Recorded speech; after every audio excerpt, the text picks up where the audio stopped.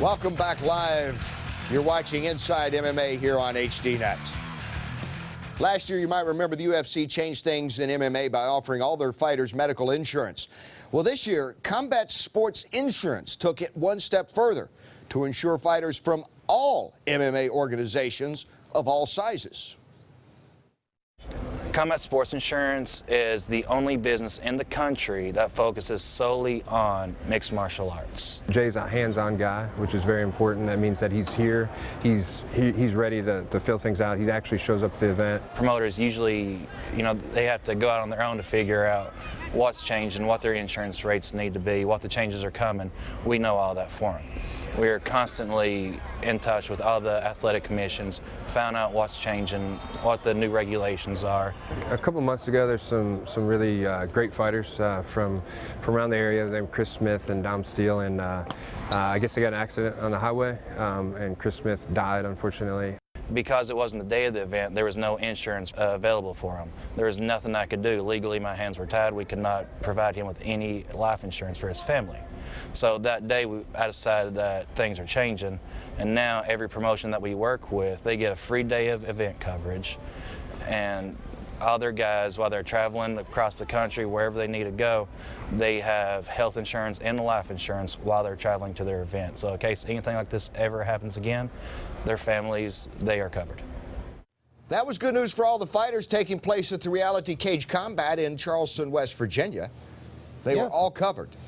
I wonder what the premiums are, but and I only read good things actually about it also. I went online, I saw some reviews, but everybody had all the promoters, great things to say about them. Which is pretty good. Yep. It's a good deal, because there's a lot of athletes out there not covered in a lot of other sports. Yeah, I know. Here we go with Brendan Lee Hinkle, and you take a look at him. Division II national champ in his background, 15-11, trains with Mark Coleman's, had a lot of fights. This one with Alonso Roan, who is 3-1, 2 of those wins by stoppage, but Hinkle takes over.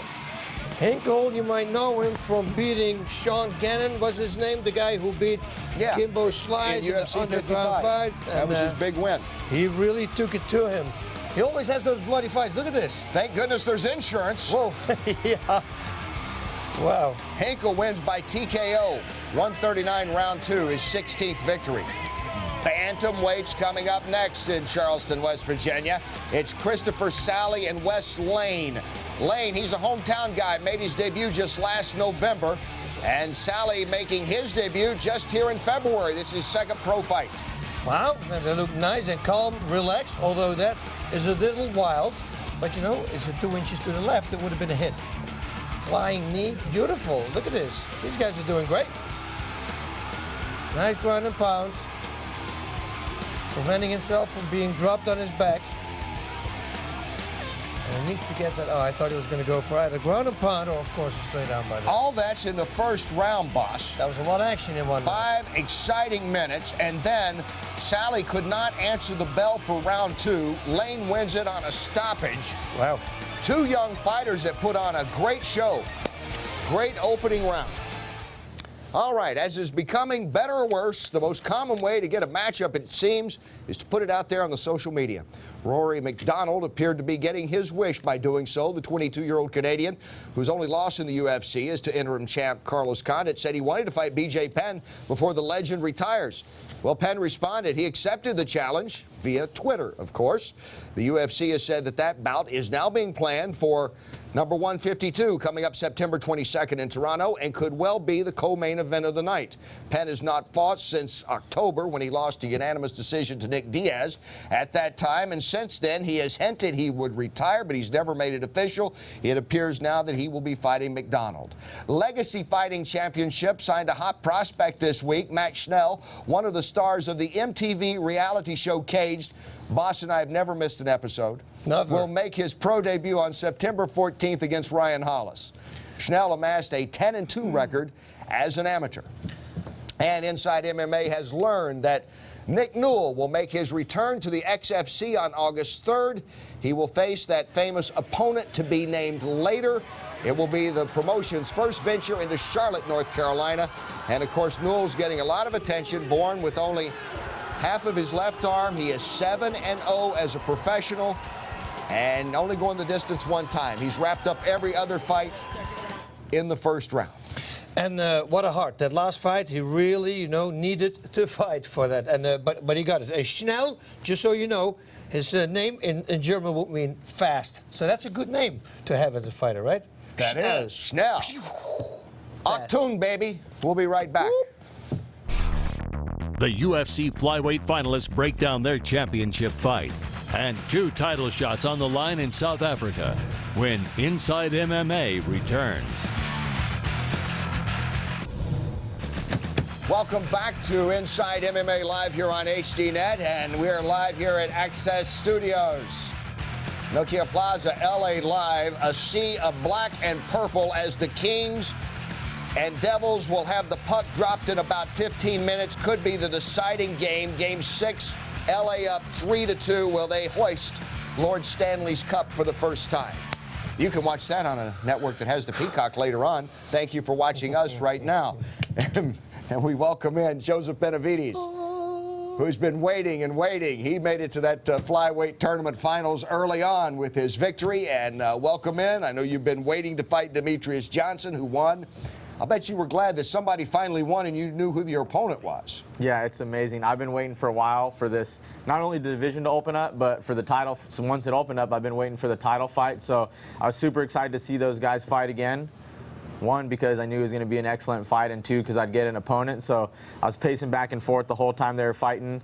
And not going to lie, I was rooting for DJ a little bit just because I like him. And McCall's a great guy too, but it was finally over, and now I can't wait to make history. And but in your heart, did you really want to fight? You know what? It didn't matter to me. People asked me who I wanted to fight, and I just said, I just want to fight the best guy. That's it. You know, I just want to fight the winner. That way, when I win the belt in the new division, there's no question that, you know, I beat and fought the best guys. So, you know, I like both the guys, and just because I'm fighting Mighty Mouse now, it basically just means I'm fighting him first. That's what I mean. And yep. I'm still going to fight McCall at some point anyway, so I'm just fighting DJ first. And here he comes to save the day, joining us live now from Seattle, is Mighty Mouse, Demetrius Johnson. Demetrius, welcome back in. Thanks for having me on, guys. By the way, a great view behind you of the Space Needle in downtown Seattle. They should give you a little extra, the Chamber of Commerce, for promoting that wonderful city today. Just throwing that in there. Absolutely. I'll try to get a hold of that and make that happen. How many Xbox games did you receive?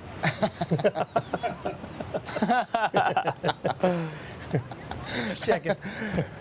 What about that victory over the weekend against McCall? We know about it the first time around. You win, then they say, no, it's a draw. So a lot of anticipation building up. What was that whole night for you getting light to get ready for this fight against McCall? You know, it's a tough training camp, you know, coming from Australia and having a whole bunch of bumps and bruises and injuries and getting after it again, you know, meant the world. And now I get to face Joseph Benavides for the title and try to make history. I was very impressed with your footwork, moving backwards and then landing that really big, nice right hand. That was really cool. But what I was wondering about, did you feel that elbow at all? Because that seemed to be a really hard elbow, the turning elbow, spinning elbow. Oh, no, the spinning elbow, I didn't feel it at all. I mean, I know it hit me, but I know that's kind of like Ian McCall's thing. Like, he'll push up against the cage, and then when he kind of lets go of that pressure, he likes to throw elbow. So it's almost like I saw it coming, but if I were to say that, I saw it coming the White Knight Duck. So I didn't feel it. It didn't hurt, but it was a very nice elbow. What did you think about his win, Joseph? You'll be fighting him next. Demetrius can listen in. I thought it was an amazing win. I like those green shorts, you know, vintage Benavides actually. Like I always used to sport the green spandex, so those definitely look good. I'd say I wear them a little better, but I was totally impressed. You know, going into the fight, I thought whoever went and improved and made the adjustments, the necessary adjustments, was going to win. And you know, I've always been impressed with DJ as a fighter ever since I first saw him in the WEC. And this was one of my most times I've been most impressed by him, because he went out and made the adjustments. You know, he got beaten wrestling last time, and not only went and stopped McCall's wrestling this time, but beat him in it. So totally, you know, turned it around 180, and it was an impressive fight. I enjoyed watching. Like I said, I was pacing back and forth, you know, in anticipation. It was a great fight. You know, flyweights rule. Well, you got something in common. You both lost to Dominic Cruz. You both won against Miguel Torres. Let me ask you, Demetrius, what impressed you, if you can remember that far back, when Joseph won his fight to get to this flyweight final? Oh, I'm always impressed with Joseph. Joseph, I tell everybody he's a killer. He took a Yasuhiro. I don't think Yasuhiro Uchitani knew what he was in for. I mean, he's come from Japan, Shuto organization, and UFC, we have better athletes, and it's just a whole different sport over here in America. And when he fought Joseph, I think he found out that real quick. And, Joseph stopped him, which I knew Joseph was going to stop him. And, Joseph took it to him and put him where he belonged. And Joseph on top, obviously. Is it fair, guys, to say you're very similar here? You both have more submissions than you do knockouts.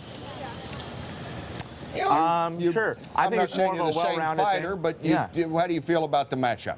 I think we're both super well-rounded. It's a fight that, me, myself, and I think just fans have been waiting for. You got the small division, which people have been waiting for, and now you got the two very best guys in the division, going at it. So, I mean, what better way to make history? It's going to be a great fight. And as far as our finishes and styles and everything, I just think the lighter you get in the divisions, the more well-rounded the guys get. So, like I said, you have the two best, and we're just super well-rounded. I think either of us can finish the fight either way. Demetrius, when will this fight take place? I mean, you have to wait a little bit before you get ready to fight. When do you think you will be ready to fight for this flyweight title? And is it going to be any time late this summer, perhaps? Yeah, I need to hear this, actually, too.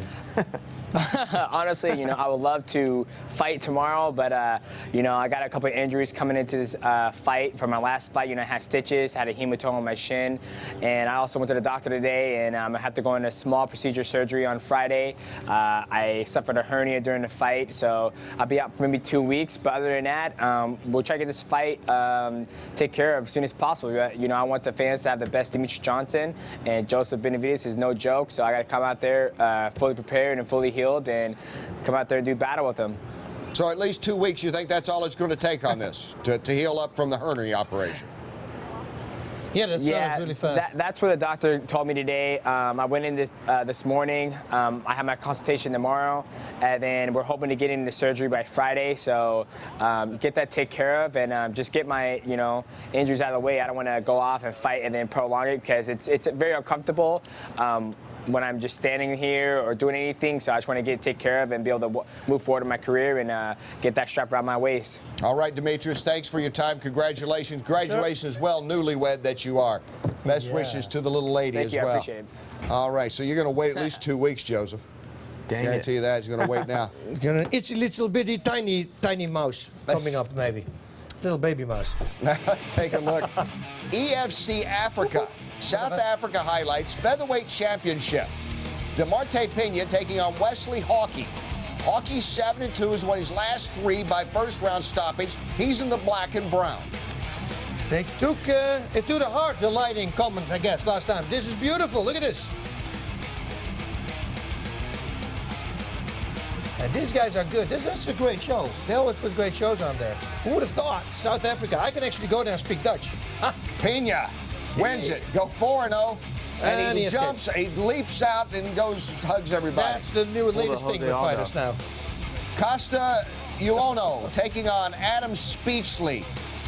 Iono 4-0. All these fights have been in the EFC promotion. He is in the white trunks. He is trying to get the submission. Oh, nope, he rolls into it. Beautiful work here. I think he will get out. Speechley, almost speechless. Yeah. But he keeps going. But the other one is defeated before, so it's not like someone's has to go here, right? No. Iono wins it to go to 5-0. So the EFC 2 championships that night. Featherweight Pena, Iono the lightweight champ. Both are homegrown, right there in South Africa. Both unbeaten, both with championships. 5-0, 4-0. Great How about records. that? Perfect. Perfect so far. Don't go away. Big close coming up. Don't touch that dial, folks. When Inside MMA returns, Joseph Benavidez goes in the cage with Boss, and we count down the best of the week. Inside MMA, brought to you by Miller Lite. It's not just a good time, it's Miller time.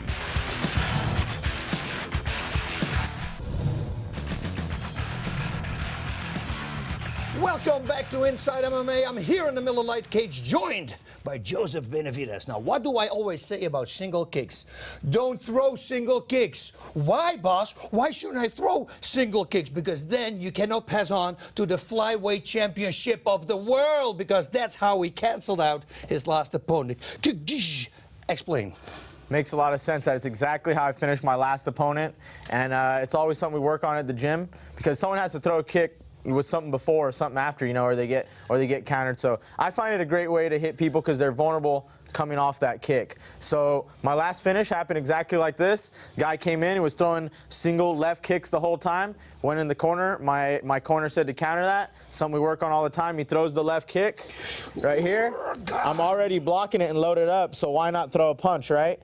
Instead of just getting it. So I block right here. I'm loaded up for this nice right hook. Bang. Good night, Irene. That's lights out. That's what happens. You know, I always tell my students exactly the same. The block is automatically the load up for the counter strike. Perfect stuff. Thank you, Joseph. Godspeed. Back to you, Kenny. Thank you, boss. Thank you, Joseph. Great breakdown as always. Now let's break down the top 5 best of the week inside MMA. Calvin Hackney's big slam of Booker Arthur at Element Fighting Championship 2, almost enough to knock himself out. Yep, he spiked himself there. He goes on to win it. Brandon Lee Hinkle at number 4, taking apart Alonzo Roan at Reality Cage Combat, puts the hammer down for the victory. And Evan Cutts is in at number 3. He keeps his record perfect with this triangle choke in Dallas.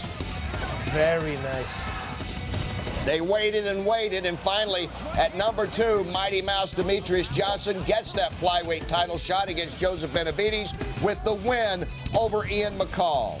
And Shanji Hibero with an impressive flying armbar, that is impressive, over Roberto Alencar. There's the heavyweights also, I hear, right? Yeah, they're the big guys. Wow. See? Big guys, big finish. Yep. White man can jump. See that? Well, that guy could. He could. But he also had a gi to hold on to. You know, pulled himself up. Rep. Boom. That was it? That was it. You know, that's all she wrote. You know, the game started, by the way. Do you know the game started? Kings are up early, 3-0 on the Devils right now, trying to wrap it up for the first time in LA history. Joseph, thank you for being with us. Always a pleasure, As guys. we heard from Demetrius, he has to have a hernia operation. He's optimistic that he is only going to be out for 2 weeks on the sideline before he gets training again. I'm sure you're hoping it's that speedy of a recovery. Yeah, of course. I've been waiting, so, you know, I figured around September anyway. I hope they can rush it, especially with all the injuries happening. I know, you know, fight needs to be filled in, so, you know, I'm ready. Just waiting on Demetrius. You know, I would obviously, you know, love to fight on any card. You know, it's for the title, so I'm excited. You know, don't necessarily have a preference, so. High pace, punching and kicking, I think is what you need to start doing, because he's going to try to outpoint you and move around. You're going to need takedowns, but you got to come back constantly with strikes. Lots of strikes. It's going to definitely be an exotic striking, grappling battle. So it's going to be awesome, first ever. And we look forward to that. We look forward to seeing you next week, and we look forward to you watching Titan Fighting Championship's first ever Fight for the Troops event live from Fort Riley Army Post in Kansas, home of Big Red 1. That's Friday night, 10 p.m. Eastern, live here on HDNet. Your home for MMA. Until next week, I'm Kenny Rice. I'm Boss Rudin. Thanks for watching. Says Godspeed, party on. Whoop, whoop. Heads or tails?